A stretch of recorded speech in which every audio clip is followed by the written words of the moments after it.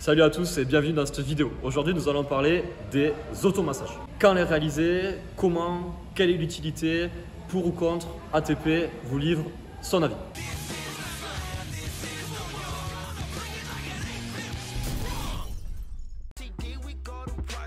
L'automassage, c'est une technique qu'on voit de plus en plus et qu'on voit partout. Vous pouvez le faire à la balle, au rouleau ou même avec des barres. Ici, le but c'est d'écraser une zone tension qu'on appelle trigger points, qui correspondent en fait à des noisettes que vous sentez sous vos doigts ou sous le support utilisé et qui permet de vous détendre. Vous verrez souvent ce mot trigger, le trigger point, donc en fait ce sont des points de gâchette, les zones sur lesquelles vous appuyez les fameuses noisettes. L'autre utilité des automassages va être d'amener un influx sanguin dans le muscle. Par l'écrasement, vous allez écraser les fibres et vous allez entraîner une vascularisation de ces dernières. Le sang arrive dans le muscle, apporte des nutriments et ces nutriments permettent de reconstituer et de réparer le muscle. En massant des zones ou des muscles plus ou moins tendus, vous allez gagner un range of motion, la ROM, qui correspond en fait à une amplitude de mouvement. Imaginons que je dois faire un squat, si ma capsule articulaire de la hanche, les muscles qui sont autour sont tendus et que je les masse, ma hanche va bouger plus librement et du coup je vais être mieux sur l'amplitude.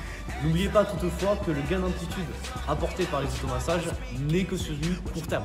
Les automassages permettent aussi d'avoir une libération d'endorphines qui va créer un effet de relaxation et de bien-être.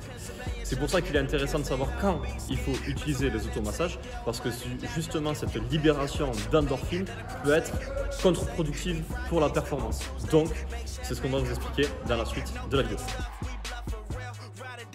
On peut utiliser les automassages lors de votre échauffement. Ici, l'objectif, ce sera plutôt de gagner en amplitude sur du court terme et de libérer des tensions sur vos zones articulaires. On cherchera à plutôt rester sur des temps courts sur le rouleau, pas passer 2 minutes à rouloter la même zone pour pouvoir quand même garder un petit peu de tension nerveuse dans vos muscles. Tension nerveuse, c'est un grand mot en fait. Le but du jeu, c'est de ne pas trop détendre le muscle, de ne pas se retrouver dans cet état de relaxation avant votre entraînement. Au contrario, si vous recherchez justement l'effet de relaxation, ça va être à certains moments.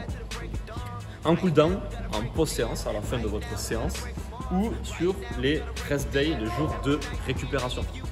En fin de séance, on va juste chercher à diminuer les tensions créées par l'entraînement, donc on va se masser plus longtemps qu'en échauffement pour libérer le muscle et se relâcher.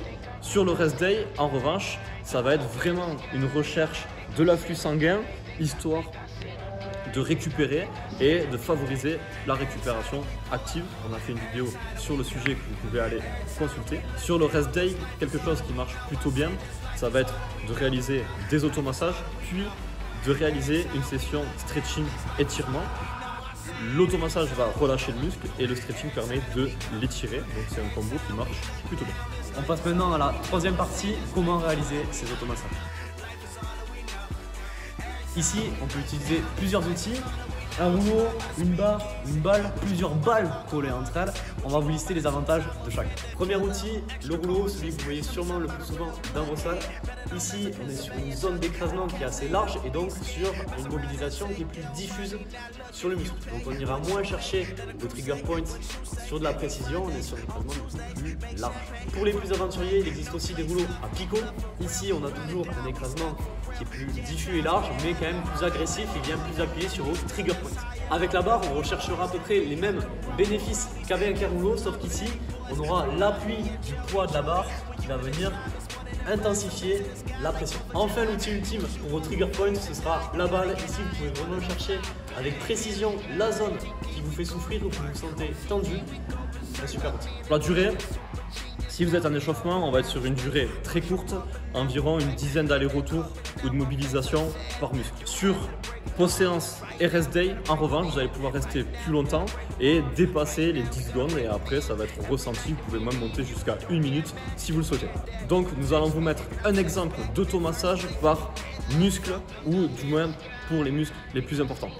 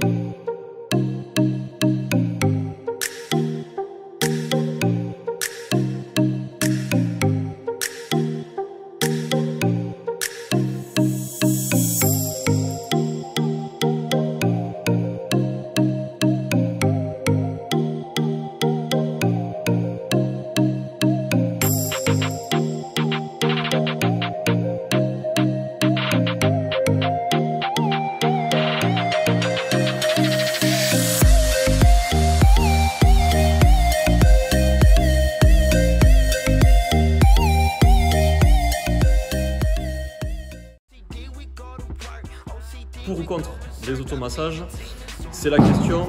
Il y a pas mal d'études qui sortent, il y a pas mal de coachs aussi qui se mettent à dire que les automassages, ça ne sert à rien et qu'il ne faut pas en faire. Chez ATP, on est d'un autre avis. Ce qui compte, c'est le ressenti de l'athlète. Nous, on sait qu'il y a des athlètes qui n'utilisent jamais les automassages, d'autres qui les utilisent tout le temps avant une séance et ça ne les empêche pas de performer. Toute une question de sensation et de ressenti. Pour nous, c'est le principal et le plus important. Merci à tous de nous avoir écoutés. Vous pouvez liker, commenter et partager, ça nous fera plaisir. Vous pouvez aller voir notre compte Instagram ATP Prépa Physique. Vous pouvez aussi retrouver tous nos programmes d'entraînement sur athletictrainingperformance.com. On vous remercie encore une fois et on se dit à la semaine prochaine pour une nouvelle vidéo.